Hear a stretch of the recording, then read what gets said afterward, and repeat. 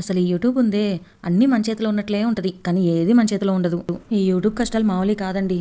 ఇన్ని కష్టాలు పడుతూ చేయటం ఎందుకు అనుకుంటారా? అందరిలానే ప్యాషనో ఇదో అని కాదండి, డబ్బుల కోసమే. డబ్బు అంటే ఎవరికి ఇచ్చేది చెప్పండి?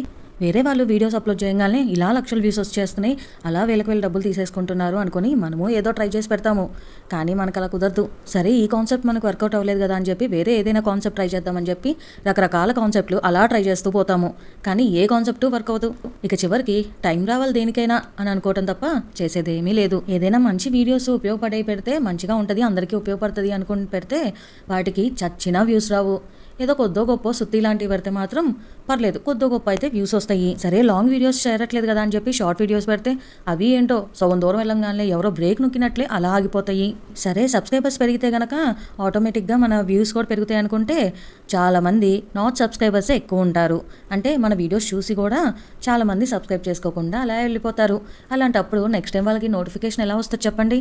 చూసారా, 94% సబ్స్క్రైబ్ చేసుకోకపోతే ఓన్లీ 5% సబ్స్క్రైబ్ చేసుకున్న వాళ్ళు ఉన్నారు.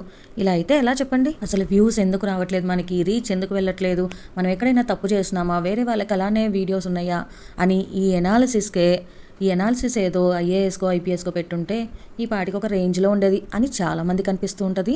It's very common. మనం కష్టపడి చేసినప్పుడు రాకపోతే అంతే అనిపిస్తుంది. ఇవన్నీ చాలవన్నట్లు మనకి ఎవరు ప్రత్యేకించి టీచరు సబ్జెక్ట్ నేర్పించినట్లుగా నేర్పించరు. అన్నీ మనమే ఎత్తుక్కోవాలి. ఏది కార్పొరేట్ క్లైమ్ లేకుండా ఉంటుంది, ఏది కార్పొరేట్ స్ట్రైక్ లేకుండా పెట్టాలి, ఇవన్నీ కూడా మనమే ఎత్తుక్కోవాలి. ఇవన్నీ చాలవన్నట్లు మధ్య మధ్యలో మనకి యూట్యూబ్ ఎగ్జామ్స్ కూడా పెడుతూ ఉంటుంది.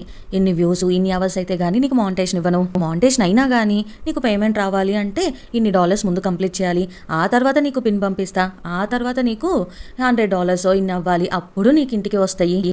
అబ్బో, ఇలా చాలానే ఉంటాయి. ఇవన్నీ దాటుకొని ఏదో ఒక వీడియోన వైరల్ అయ్యి అప్పటి నుంచి ఛానల్ మంచిగా గ్రోత్ అయ్యి మన చేతికి డబ్బులు రాకపోతాయా అని చూస్తాము. ఇక మోటివేషన్ కోసం చాలా మంది యూట్యూబ్ జర్నీలు చూస్తాం కదా.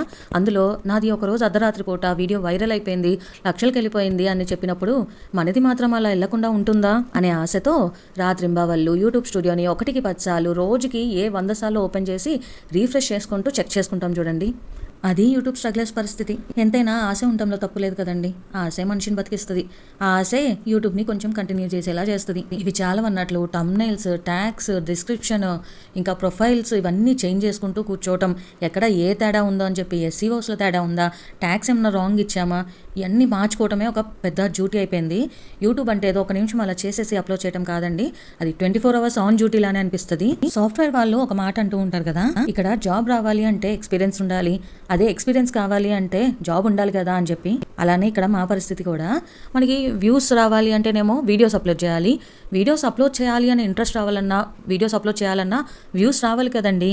ఆ వ్యూస్ వస్తేనే కదా నెక్స్ట్ మనం వీడియో అప్లోడ్ చేయాలి అనిపించేది. ఇంకో సేయింగో చెప్తా, richer becomes richer, poorer becomes poorer అన్నట్లు ఆల్రెడీ ఎస్టాబ్లిష్డ్ బాగా డెవలప్ అయిన వాళ్ళకి ఇంకా డెవలప్మెంట్ ఎంకరేజ్మెంట్ ఇస్తూ ఉంటారు మన వాళ్ళు. ఇంత కష్టపడి మరి యూట్యూబ్ ఎందుకు అంటే ఇంకేం చేద్దాం, నాలాంటి ఇంట్రోవర్ట్స్ పరిస్థితి అంతే, బయటికి వెళ్ళి జాబ్ చేయలేము, అలానే ఫ్యామిలీకి ఏదో ఒక సపోర్ట్ ఇవ్వాలి అనే ఇంటెన్షన్ ఎక్కువ ఉంటుంది. సో ఇంట్లో కూర్చొని ఇలాగా యూట్యూబ్ చేస్తే డబ్బులు సంపాదిస్తే మనకి సరిపోతుంది, మనకి తగ్గట్లుగా ఉంటుంది అనుకొని చేస్తూ ఉంటామంతే. ఇక్కడ నా వీడియోస్కి సంబంధించిన కొన్ని థంబ్నెయిల్స్ అలా ఫ్లో చేస్తూ ఉన్నాను చూడండి. ఇన్ని కష్టాలు చెప్పుకున్న తర్వాత ఈ వీడియో కూడా వైరల్ అవ్వకపోతే ఏం చేస్తాం? మరుసటి రోజు మా వీధిలోకి ఐశ్వర్య వచ్చినట్లు రేపు ఇంకో వీడియోతో వస్తా, అంతకు మించి మనం చేయగలిగింది ఏం లేదు. సో పెయిన్ అంతా దాచుకొని సరదాగా చెప్పడానికి అయితే ట్రై చేశాను. సో మీరైనా లైక్ కొడితే ఇంకొంచెం మందికి ముందుకెళ్తుంది. Like, share, subscribe.